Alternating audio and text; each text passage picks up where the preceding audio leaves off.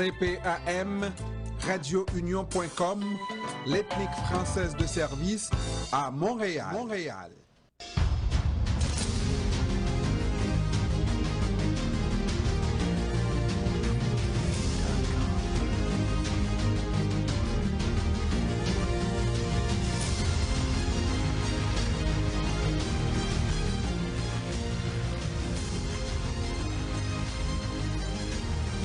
Il est 17h03 avec nous Bernard Drouin, il est directeur général de Poultroll. Comment ça va, monsieur Drouin?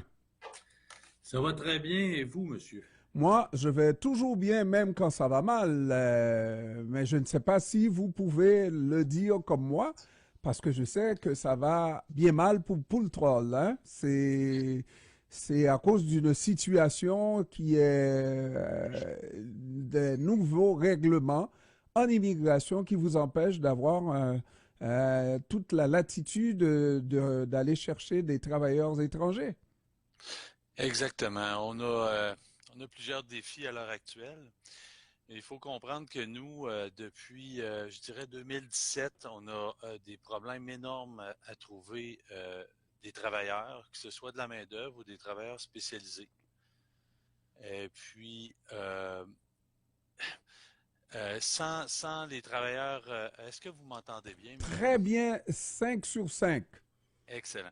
Donc, c'est que l'image saccade, c'est pour ça que ça laisse une drôle d'impression, mais je vais en faire fi. OK. Euh, Depuis 2017, donc, on a de la misère à trouver des travailleurs spécialisés, mais aussi des manœuvres, des travailleurs non spécialisés. Et puis, on a été à l'étranger, chercher dans plusieurs pays, le Mexique, la Colombie. On est allé jusqu'aux Philippines. Ça nous a permis de croître. Ça nous a permis d'amener notre compagnie à un autre niveau. Euh, Sans eux, ça aurait été tout simplement impossible.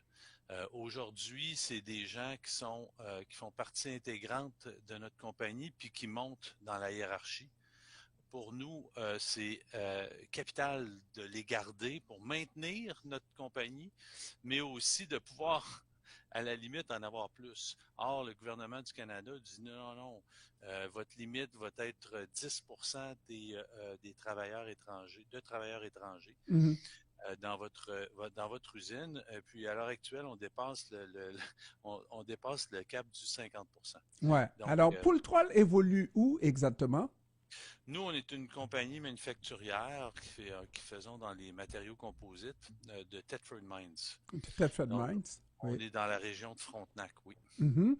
Et puis, naturellement, si on devrait appliquer cette nouvelle directive, ben, c'est 90% de ces employés que vous devriez laisser aller, n'est-ce pas? Et adieu vos vaches cochons, là.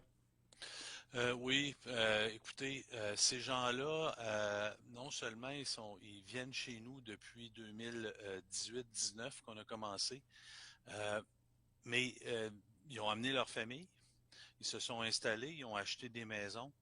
Puis là, aujourd'hui, on leur dit non, c'est fini, c'est terminé. Vous allez retourner chez vous dans un an, dans 6 mois, tout dépendant là, des dates auxquelles ils sont arrivés ici.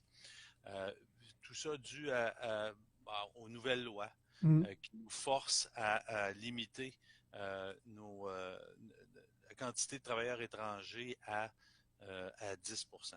Donc ça, c'est non seulement très mauvais pour la compagnie, mais ça crée un stress en ce moment dans nos employés qui est quand même pas négligeable.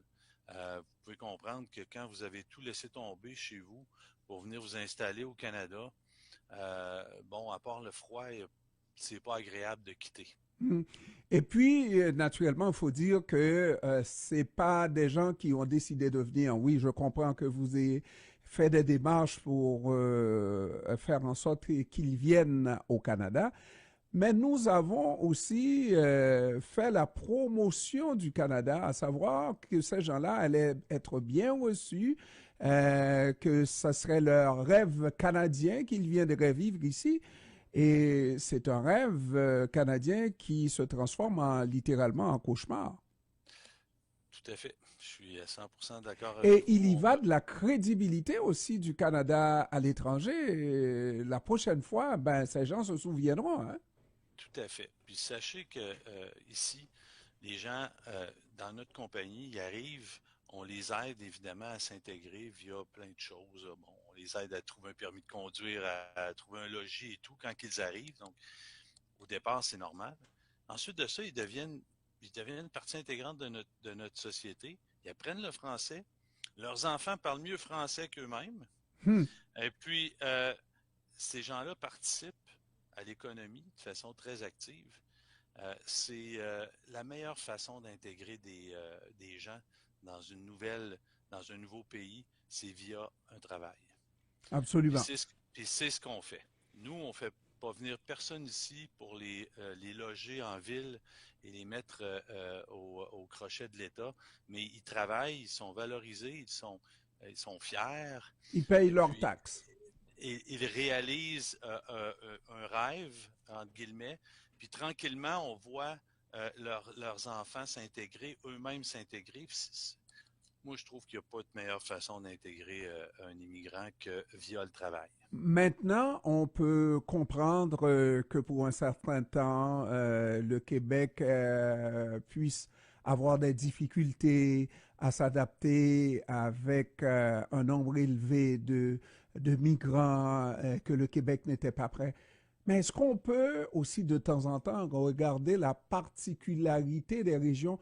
Parce que je sais que dans Thetford Mines, j'ai parlé au maire tout à l'heure, qu'il y a des particularités, pas vrai? Vous Oui. n'avez pas, entre autres, énormément de problèmes de logement comme on en a à Montréal. Non, tout à fait. Écoutez, ici, l'immobilier ne se compare pas du tout à Montréal. Je vous dirais que la maison équivalente, c'est probablement 3 à 4 fois moins cher ici. Là, j'ai pas les chiffres précis, mais à vue de nez, ça ressemble à ça. Euh, l'autre point, c'est que c'est le plein emploi. On parle d'en dessous de 3% de chômage. Là, c'est juste les gens en transition entre deux travails à ces chiffres-là. On parle de vraiment un plein emploi. On a un problème démographique d'une population vieillissante, puis de jeunes qui ont quitté dans les années 90 la région parce que les mines fermaient. Donc, il n'y avait plus de perspectives. Puis là, on a recréé des perspectives dans la région en justement avec des entreprises comme la nôtre, ici Pultral et autres, plein de belles entreprises dans la région. Puis il y a plus de gens pour y travailler. Donc, c'est ça, là, c'est vraiment une situation particulière.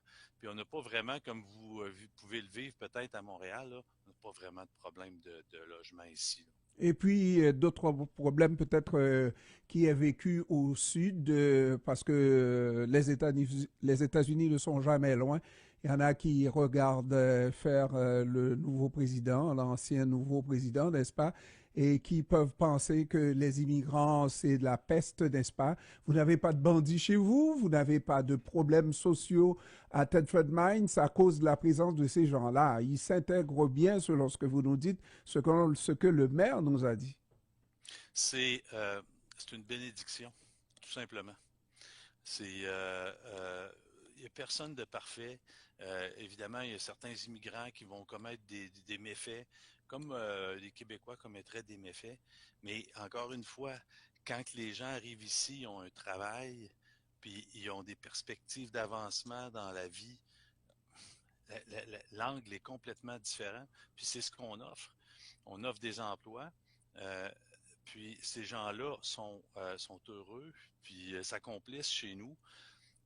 Donc, il n'y en a pas de problème. Il y a juste des bénéfices. Qui va donner les services? Il n'y a plus de Québécois pour les donner. Il n'y a plus de natifs pour les donner.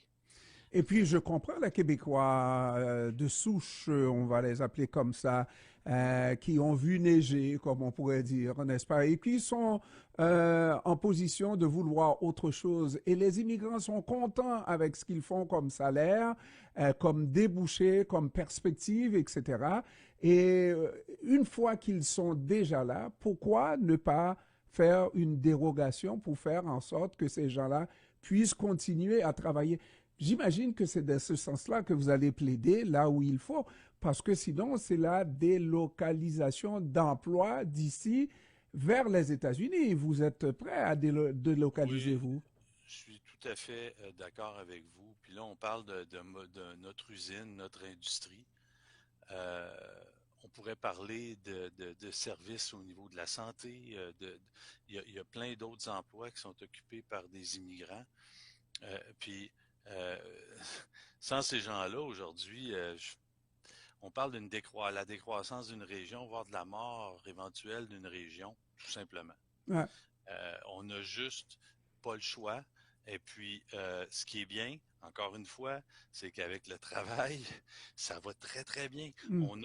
Vous en avez parlé au maire, je suis certain, c'est pas vrai qu'ici, parce qu'il y a des immigrants, que le taux de criminalité a augmenté. Non, pas du tout. Alors, Faux. Monsieur Drouin, qui est votre vis-à-vis au gouvernement? Parce que j'imagine que la délocalisation, c'est vraiment après, si tout est fait et qu'il n'y a pas de possibilité, Donald Trump vous dira, venez-vous-en chez nous, au contraire, vous ne paierez pas de taxes, etc., avant de nationaliser, de faire du Canada le 51e État, n'est-ce pas? C'est Oui. votre, c'est votre dernière possibilité. Mais qui est votre vis-à-vis au gouvernement fédéral, au gouvernement provincial? Parce que j'imagine que vous parlez à des gens pour éviter que la catastrophe nous tombe sur la tête là, au Québec à Tetford Mines. Oui, écoutez, le nom du vis-à-vis, vous me prenez un peu de cours, Non, mais mais vous en avez un, ça nous suffit de savoir que ça parle, que ça se tout à parle fait. de tous les côtés pour éviter d'avoir à boire le calice, comme on dit, n'est-ce pas? Ah oui. C'est parce Écoutez, on s'est regroupé, les entreprises de la région, et puis on a fait front commun via la firme Meloche pour aller présenter nos dossiers au fédéral, surtout, parce que c'est le fédéral qui gère l'immigration en grande partie, et au provincial aussi. Donc aussi, évidemment, on fait tous les paliers. Vous avez vu le maire. Le maire est un excellent collaborateur parce qu'il y a une très belle compréhension de notre économie. ouais, Puis, ouais. il y a une très belle compréhension de notre communauté qui bénéficie de ça.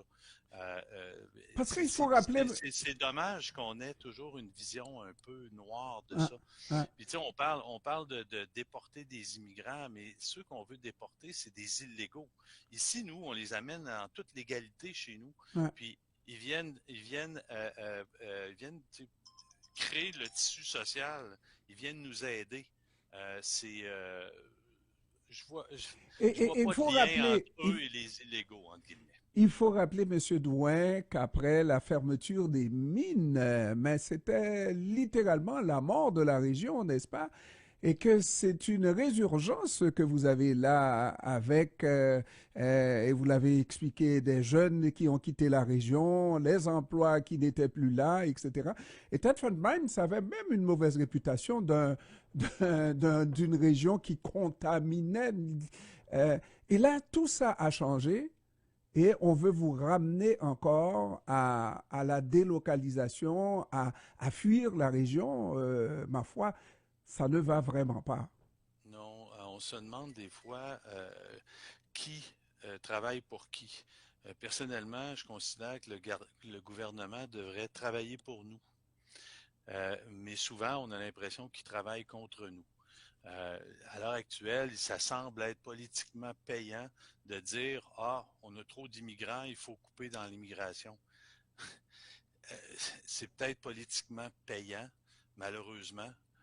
J'en suis fort triste, mais nous, sur le plancher des vaches, on a besoin d'immigration parce que, ben, tout simplement, le Québécois a arrêté de se reproduire dans les années 70-80, puis aujourd'hui, les baby boomers vont à la retraite, puis la génération X prend la relève, mais sans le bassin de main-d'œuvre qu'il y avait à l'époque. Mm. Donc, il faut qu'on poursuive non seulement qu'on maintienne les immigrants en place, mais qu'on en fasse venir d'autres. Ce n'est que bénéfique pour notre région. Euh, Maintenant, je comprends que la situation des grandes métropoles est peut-être pas la même, mais en même temps, je continue de croire que de limiter les travailleurs immigrants Ah. C'est une grave erreur. Et, Grave erreur. et puis, Monsieur Drouin, est-ce que vous comprenez très bien aussi que ce discours-là contre les immigrants, trop d'immigrants, n'est pas seulement du côté du pouvoir. Il faut regarder ailleurs d'une certaine opposition aussi qui a besoin de ce discours pour se nourrir, surtout des régions et faire le plein des régions. Et si c'est les régions qui doivent en pâtir, je me demande est-ce qu'il y a vraiment un avantage? Est-ce que les régions finissent par comprendre, exemple la région de Thetford Mines, qui a besoin de ces migrants pour continuer à exister, hein, n'est-ce pas? Est-ce que ces gens-là qui votent comprennent la nécessité qu'on les garde, qu'on les maintienne, qu'on augmente même d'immigrants dans la région? Je suis certain que certains comprennent très bien. Je suis aussi conscient que le gros de la population votante à l'heure actuelle, c'est la génération dite des baby boomers. Ces gens-là, ils sont à la retraite ou sur le point d'être retraités. Leur vie est faite, leur argent est fait. Puis de vouloir garder leur environnement comme il a toujours été ou de maintenir une espèce de statu quo, ça leur plaît bien. Mais il faut qu'ils comprennent que tout le niveau de service puis la richesse générale de leur région va tout simplement péricliter s'ils ne laissent pas l'immigration faire son œuvre, puis une bonne immigration, encore une fois, là, pas n'importe qui, on ne veut pas importer les criminels, tous les criminels de l'étranger. C'est pas ça que je dis. Au loin de là, on parle de travailleurs qui veulent travailler, qui viennent ici pour travailler, puis que s'ils travaillent pas, ben, malheureusement, ils retournent chez eux. Puis ils travaillent, ces gens-là, dans les mêmes conditions que les Québécois. Ça, c'est important de le mentionner. Là. Il n'y a pas de cheap labor, parce qu'on entend des histoires souvent dans les médias qui sont absolument atroces et faux. Bernard Drouin, Oui. directeur général de Poultral, je vous remercie de nous avoir accordé cette entrevue. On va diffuser le plus possible, on vous l'enverra également. Il faut faire savoir que les régions n'ont pas toutes les mêmes difficultés ou mêmes priorités et que par chez vous, c'est un bel exemple dans Thetford Mines et toute la région, n'est-ce pas, l'intégration des immigrants et qu'il en faut d'autres immigrants pour la vitalité de la région. Je vous remercie de nous avoir accordé cette entrevue et je vous souhaite encore une fois bonne chance. Merci. Merci beaucoup, monsieur. Au revoir. Bonne soirée. Au Bonne revoir. soirée. Au revoir.